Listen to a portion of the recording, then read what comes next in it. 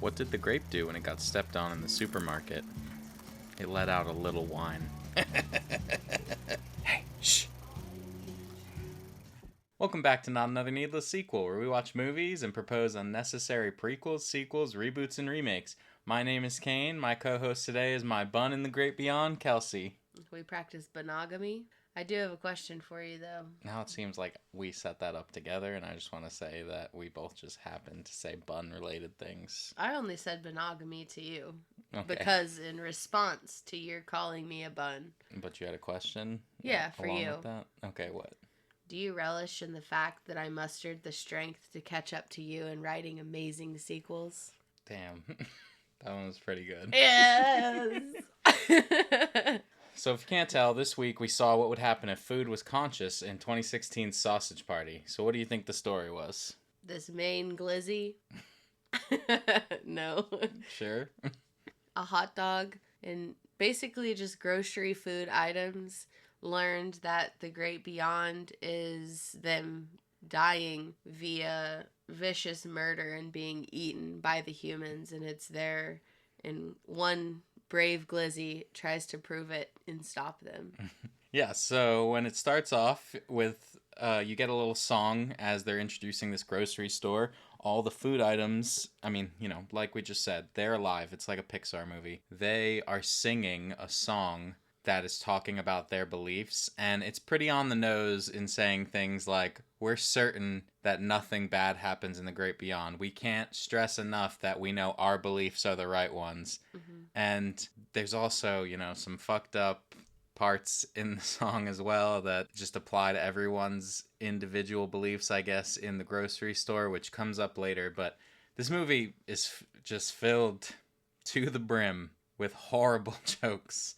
And I don't mean horrible like we didn't laugh. Well, I can't say I laughed at all of them, but horrible like I can't be repeating them on this podcast. Maybe I could, but I'm not gonna. I don't know. I didn't laugh a lot. So It was more of like an uncomfortable funny. yeah. Yeah. The song actually was written, well, I don't have the specifics of everyone that wrote on it, but Alan Menken? Yeah, I think that's how you say it. He's widely known for scoring films such as The Little Mermaid and Beauty and the Beast, agreed with the opportunity to do something adult themed for a change, stating that in real life I'm actually a very R-rated person. So just hear that for a second, that the guy that wrote the music for The Little Mermaid and Beauty and the Beast wrote this song. I'm a little disgusted, sir. He's a very R-rated person. Yeah. So, as they're singing this song, we're seeing just groceries get purchased. I thought the most unrealistic thing about this movie is how many cash registers were open with. And I'm not being one of those people that's like, why isn't there more cashiers? I'm more like, companies are shitty and would not dare pay people if they could get away with it. And there was way too many cashiers not checking people out. You know they would have fired them. This was back in 2016. Self-checkout wasn't as prominent that long ago. Yeah. But for sure.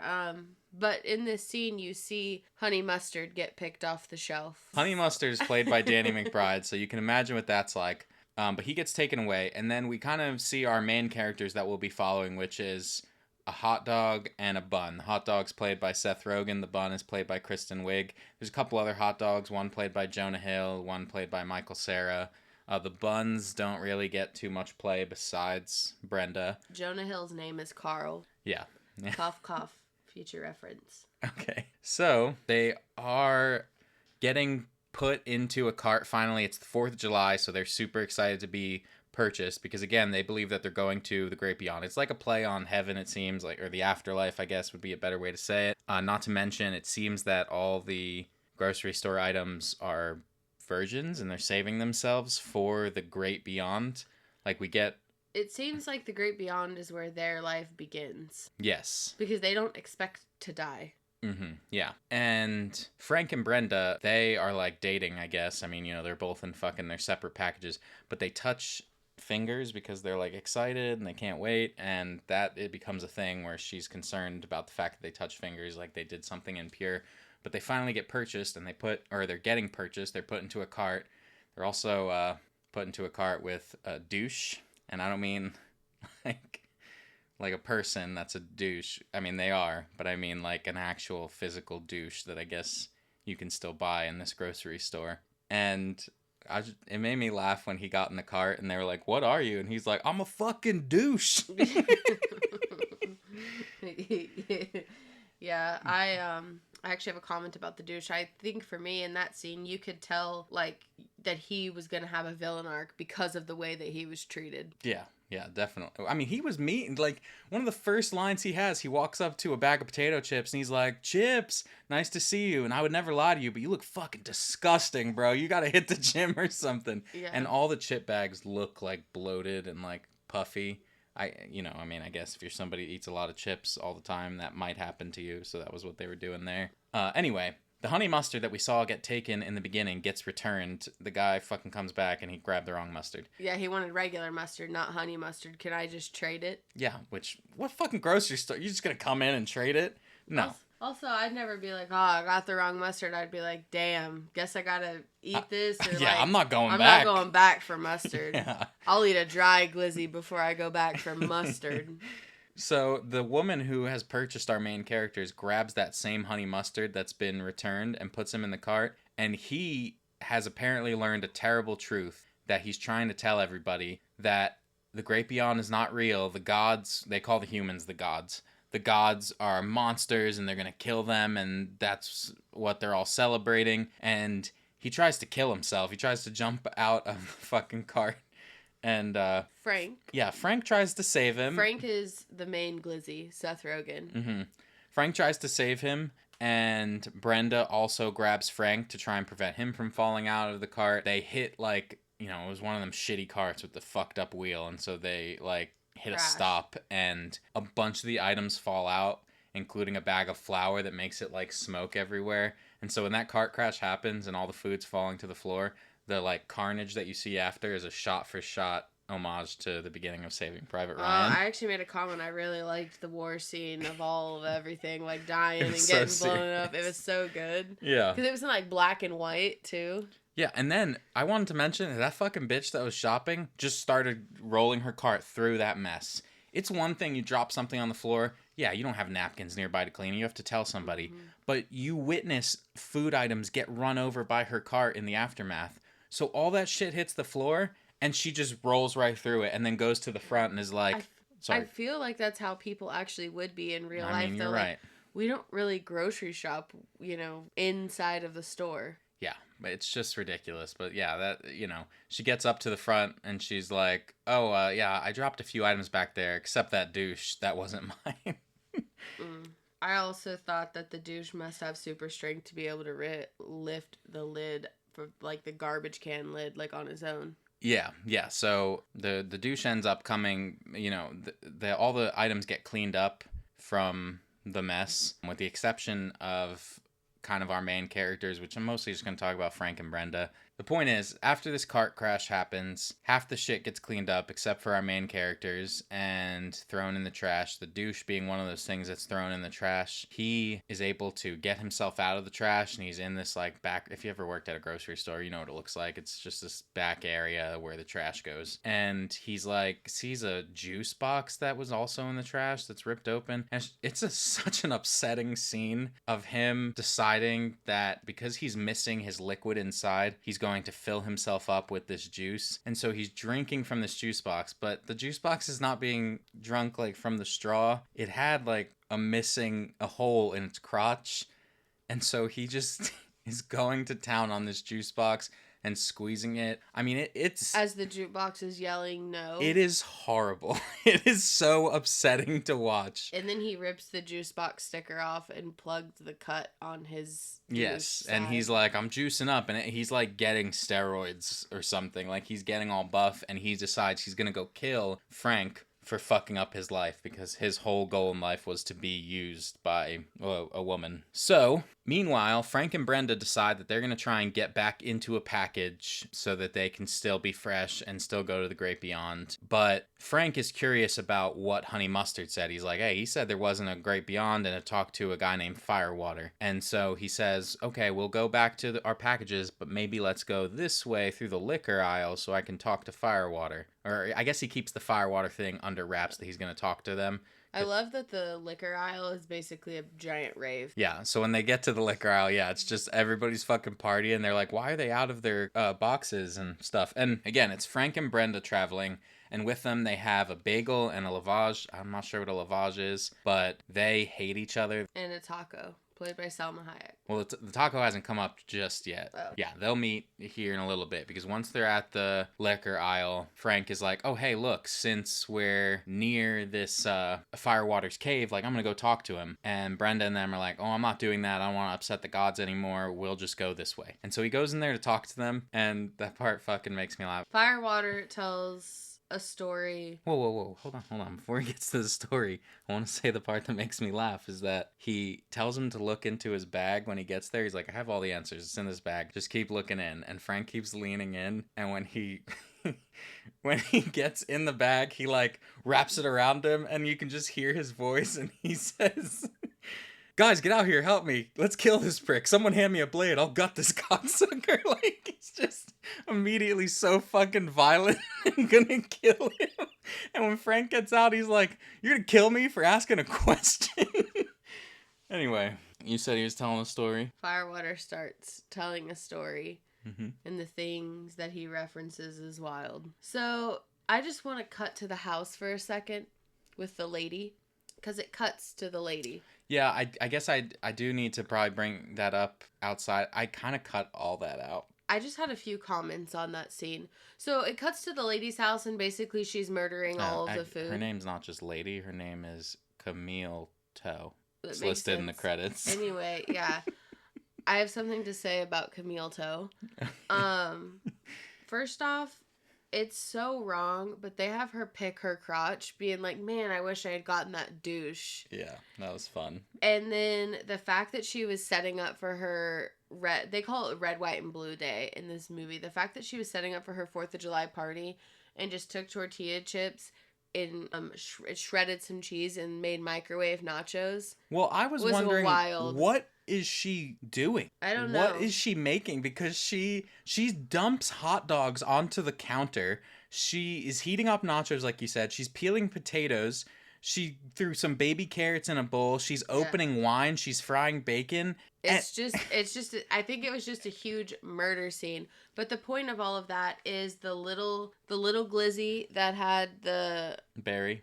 The defect, his name is Barry, he escaped. Yeah. That's what came out of that. Well, I also wanted to say, I don't think that woman was just eating food normally. I think that woman was a psychopath. I fully believe she knows that they're alive. Because the things she was doing, why did she... You see one of your hot dogs end up on a windowsill, and you take a knife and stab it and slice it down? That was poor Carl. That was Jonah Hill, everyone. Carl is Jonah Hill. Yeah, if I saw one of my hot dogs somehow end up on the windowsill, I'm throwing it away. If you saw your hot dog end up from the plate onto the counter, sometimes you even throw it away.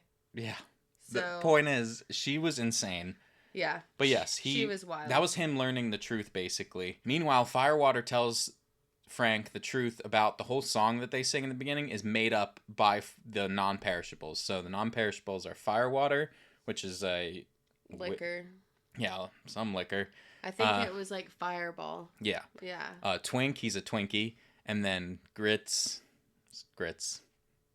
Nice.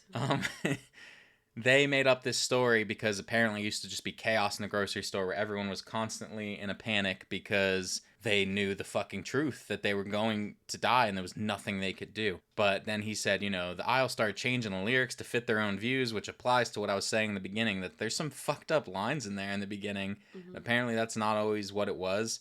But it also makes sense why the song is kind of so dumb, in the fact that it's like, we know our beliefs are the right way and there's no other way, and everyone else is dumb, because he's trying to push really hard, this is the truth, so that people don't panic. But also, I do think it's probably like a play on like religion in the real world, on how some people act about it. Anyway, They end up at a bar in like quote unquote like Mexico, like Well, that. without Frank, the rest of the group does. Yes, and the douche is looking for them because he wants to kill them all. Yes, and Brenda meets a taco named Teresa. Hmm. She clearly is either bisexual or lesbian. She's like attracted to Brenda, and she keeps saying she's trying to be a good taco and not do that. And I do want to say they had a whole conversation. So were they saying a hot dog and a taco are a sandwich, or is a hot dog a taco? Because I think a hot dog is a taco. I think they're all the same. Hot dog, a taco, and a sandwich are all. Absolutely not. Yes, they are. No. Yes. No. How are they not? What's the difference? A sandwich is 2 pieces of bread. A hot dog and a taco is 1. Check and mate. Y'all let us How know is in the it? Y'all let us know in the comments. Okay, what your so thoughts are you saying if I have a taco shell, a hard taco shell, and it breaks in half and I eat it like that, I'm then eating a sandwich? No, because why are you breaking it in half? My Taco Bell ones don't do that. Okay, what about like a tostada? Just, A tostada is a pizza. Get the fuck out of here. No, we're done with this conversation. He didn't like that I had an answer for him. Anyway, Deuce ends up catching up with Brenda and Teresa and chases them down. He's not able to catch them, but meanwhile, he's like killing liquor bottles and filling his juices with liquor as well. Filling his douche with the juice. Yeah, he just keeps getting bigger and nastier looking. Frank ends up meeting back up with them. He tries to tell Brenda the truth of everything. Brenda doesn't want to hear it. She's just like, no, this is the way. We have to follow the gods. And I'm not doing this. I can't believe I exited my package for you. And they have a little like breakup moment. It's pretty funny because they have a Meatloaf singing a sad song and, played by Meatloaf, the singer. It's pretty great. Oh my god. She says some fucked up shit too. She's like, maybe I'll just fill myself with a parsnip or a dill pickle or an eggplant. Yeah, and he's like, an eggplant's too big. Yeah. Frank ends up finding a cookbook that has obviously pictures of people cooking and eating food, so it's like in their world. I love that the food in these books has like horrified looks, like, no, I'm being murdered. Something that nobody else would see. Yeah, someone got a still shot, and then maybe that's why that lady knew what was going on, because she's like, why does this cookbook for these microwave nachos have... I think that lady was actually constantly on bath salts, which we'll get to as well. I want to kind of do that at the end because I don't want to keep jumping back and forth to that part. Yeah, for sure. So Frank, with this cookbook, he rips a page out and he goes to tell the entire story. He gets on the camera, which, how does he know how to use a fucking camera? Anyway, he gets on the camera, he's telling the whole store, hey guys, everything we think is a lie, this is the truth, here's a picture. The store is split on whether to believe him or not. A bunch of people are shit-talking him. There's a sauerkraut that's obviously meant to look like Hitler that calls him intolerant of other people's beliefs.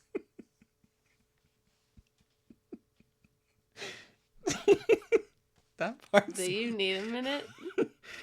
It's funny. He's you intolerant piece of shit. Anyway. That's okay. Get it all out. They're all pissed about it, and he doesn't know what to do. He basically thinks he fucked up. Barry now shows up to help Frank, but this whole time, since Barry has escaped from Camille Toe's kitchen, he ended up at this druggie's house. That's how he's listed in the credits, druggie. And the druggie is taking bath salts. When he takes the bath salts, he's able to see all the things alive. He's not hallucinating in this world, he's fucking able to see the real world. Which also, I wanted to ask, why does this druggie have so much half-eaten food? Because he's got, like, a pizza, a fucking Chinese box, there's, like, open candy. Yeah. A Pop-Tart, there's a sandwich that's missing a bite out. What are you doing?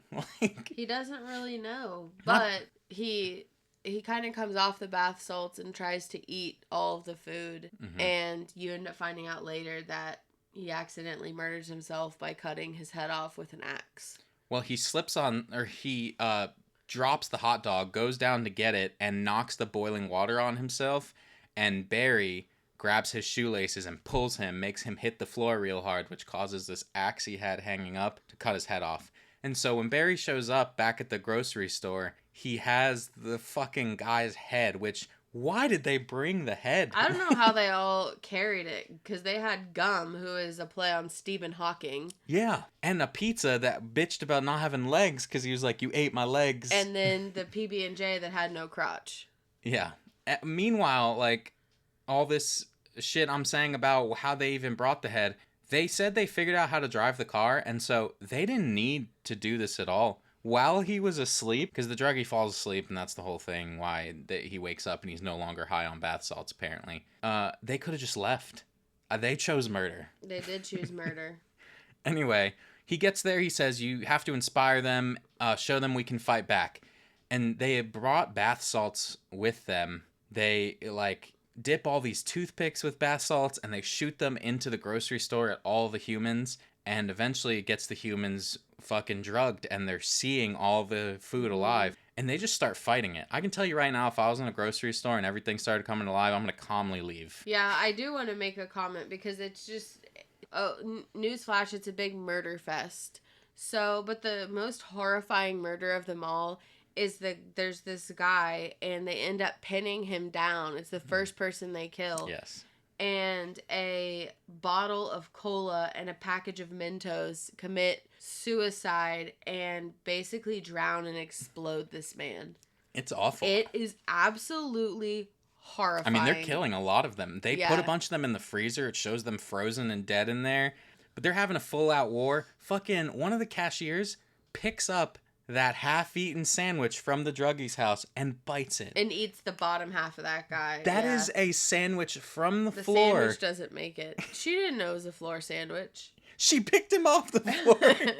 She could have got a fresh Uncrustable, but that's beside the fact.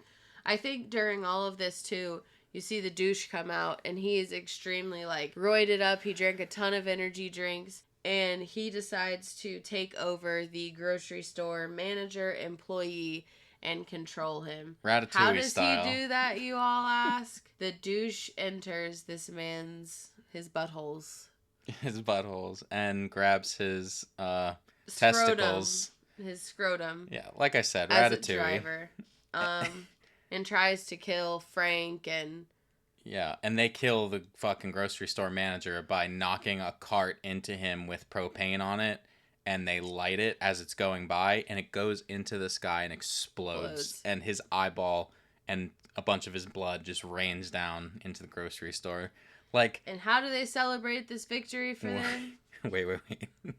You all may ask. I wanted to say one thing that I forgot to say earlier that's about to come up in this, I guess, next scene. It made me laugh, and it was really Kristen Wiig's delivery of the line. Whenever the taco, Teresa mentions that she has feelings for Brenda, she's like, I have feelings, crotch feelings. And Kristen Wiig's like, crotch? Just says the one line, but it reminded me of, like, what's the fucking other movie? Bridesmaids. Like, I don't know. The way that she delivered it was great.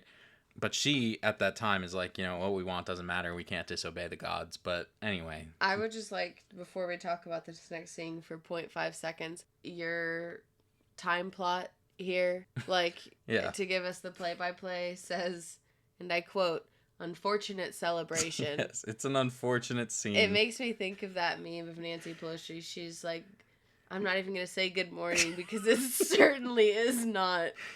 That's how I fear. It's certainly not one. Oh, fuck. I've missed a bunch of my trivia because I forgot. We just got caught up in the sauce. Anyways, all of the food decides to have a giant orgy. Yes. Everyone is fucking everyone. It for the longest. It's such an upsetting scene. It's way too long of a scene.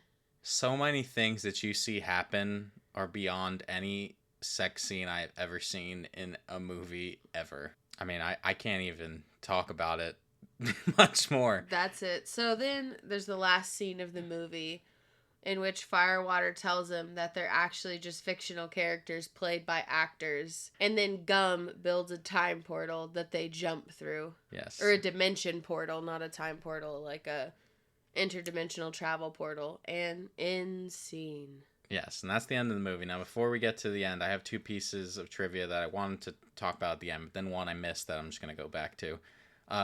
The druggie, when you see him driving his car, his license plate is A113, which is an Easter egg that Disney and Pixar put in most of their films. The druggie's car also has a bumper sticker that says Dixar, like Pixar.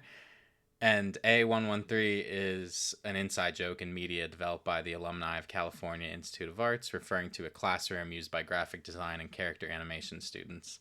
I think it's funny that they used it in here because it's, normally in Disney movies. Okay, now again, before we talk about this movie, I can't not bring up that the co-director Greg Tiernan frequently abused the animation staff, forcing them to work overtime 7 days a week without extra pay due to the film's small budget, and threatened to blacklist them and remove their names from the credits if they stood up to him. Only half of the artists whose work is in the final film show up at the end. Because there's no animation union in Vancouver, where Nitrogen Studios is located, the artists can only either comply or risk never working in the business again. So, fuck that guy. And last thing I have here is Seth Rogen actually credited Edward Norton with the film's casting. He essentially was our casting director on the movie. I think he was ultimately the one who talked Kristen Wiig into doing it also. He really helped wrangle the cast. And because he was one of the first people involved in it, it was easy to get other people because we could always say, we got Edward Norton in the movie, if you're wondering how some of these people ended up in this movie. Nice. Anyway, I rated this movie a 3 out of 5 because, boy, is it an uncomfortable watch, and it's so upsetting at times. But I think that deep in there, deep down, they are saying something about the way people treat other people's beliefs. Can't we all just get along and R-E-S-P-C-T, baby? Can't we all just have a disgusting orgy? A 2 out of 5. Okay. There's not much else to say other than 2 out of 5. It is an unfortunate movie. Okay, so obviously this movie is sort of a play on Pixar's thing where, what if this thing was alive? Uh-huh. But it's a bit more realistic in some ways. Mm-hmm. I guess it's more in the fact that, what if this thing was alive in our world? And so I wanted to ask, what other things do you think shouldn't have feelings or be able to talk? And I have just a list from Pixar movies. So let's just say, how do you think it would go if Cars were alive like the movie Cars, but in our world? Because in the movie Cars, it seems there's no humans. I mean, I guess it goes just like cars are just like people too in the real world. Like, some people treat their cars bad, so their cars are going to be grumpy and unhappy.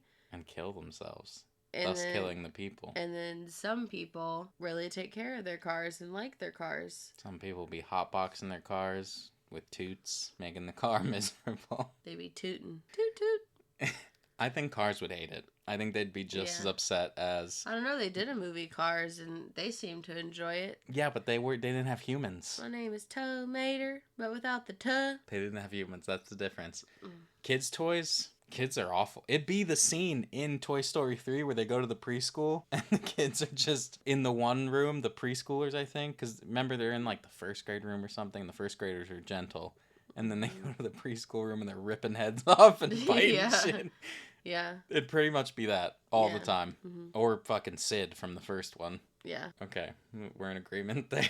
What about bugs? Absolutely, they would love it because they just love tormenting us.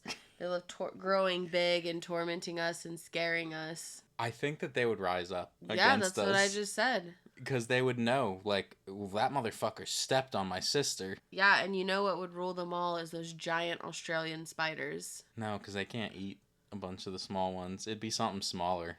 It'd be ants. Ain't you seen the movie Bug's Life? The grasshoppers were only in charge because the ants didn't realize how much more power they had. The movie Inside Out, so feelings. I think if your feelings were conscious, separate from your body, everyone would die. I think everyone would kill themselves.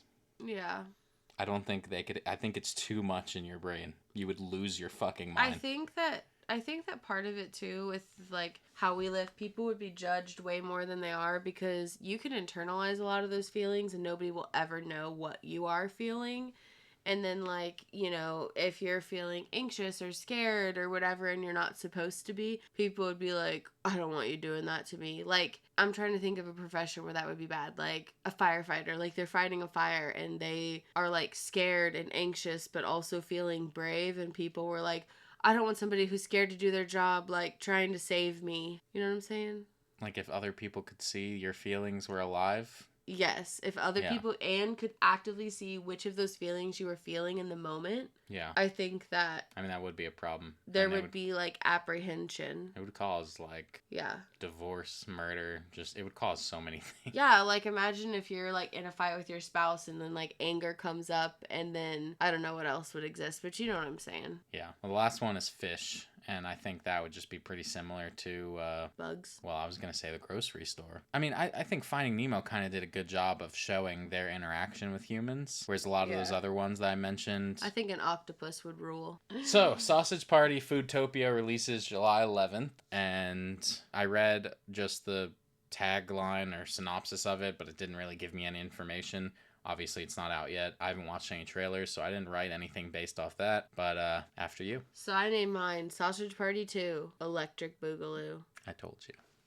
That's like my version of your Spider-Man bit. What Spider-Man bit? Yeah, exactly. Mine's called Sausage Party 2, Back in Action. Nice. It's a raunchy Looney Tunes vibe. Okay. All right. It all begins directly after they cross the portal that Gum made at the end of Sausage Party. They cross to the real dimension to find their actor counterpart. Unsure where to begin, they want to go to the place that they know best, Shopwell. However, in Los Angeles, they get lost and they end up in an Erewhon. Okay. Do you know what Erewhon is? A grocery store? It's like the most expensive, fancy grocery store. It's like Whole Foods times 10 from My what I hear. God. And so I think there'll be a lot of like cheap versus expensive jokes going on between the food items there. Yeah, you see like a fancy Crazy. hot dog, like Yeah. shit-talking Frank, like, Yeah. "Ugh, what are you Es- made of?" Especially, what's his name? Barry. Yeah. Because he's like a squish glizzy or a cut off glizzy, and anyways, doesn't matter. However, because Erewhon is so fancy, lots of celebrities shop there. So for a price, they're gonna tell the food where to find Seth Rogen and the others. So they track down Seth Rogen and they corner him alone. He apologizes, says he was forced to do that movie so he could be able to get and make his own true passion project be approved. Okay. Get it? Because, like, that's what a lot of Yeah. writers and directors do. Okay, great. He vows to help them. A few of the feuds start to go missing, as well as Seth is starting to find all of the actor counterparts to the foods. And, you know, the only clue they have to go on is grape juice. So they fear the worst, that the douche was not actually blown up. He was able to exit prior to the explosion Okay. and go through the portal. So they decide to find the douche's character in Nick Kroll, and they think everything fine until they notice him reporting to someone. So they think that there's an even bigger boss at play. It turns out to be none other than Jonah Hill, because he was angry about Carl getting murdered in the first movie. Damn it.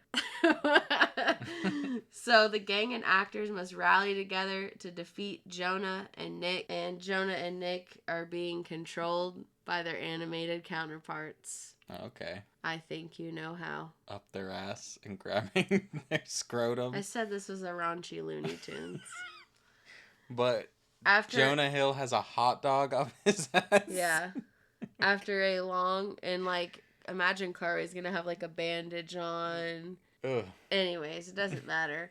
After a disgusting and long fight, Shopwell groceries prevail, and Nick and Jonah are defeated. They decide that Seth vows to make their dimension human-free, where they can just live in peace in the grocery store to have all the disgusting orgies they please. Great. The portal has now been moved back to Erewhon, and just before going back to their dimension, another unfortunate Orgy. orgy. Great. End movie. I think there are aspects of your movie that are similar to mine. Why you always gotta be I copying didn't. me? I wrote mine first. I said raunchy Looney Tunes, and that's pretty good. I just called mine Sausage Party 2, no subtitle. Oh, I thought it was a good play on. It was. It's a good one. I Thank like you. it. Thank you. Especially, I mean, not only is it a play on the Looney Tunes one, but Back in Action sounds like it could be an innuendo for the nasty fucking orgy. Yeah, and how the douche is back in action in Butthole. Yeah, it works in a few ways. Nice.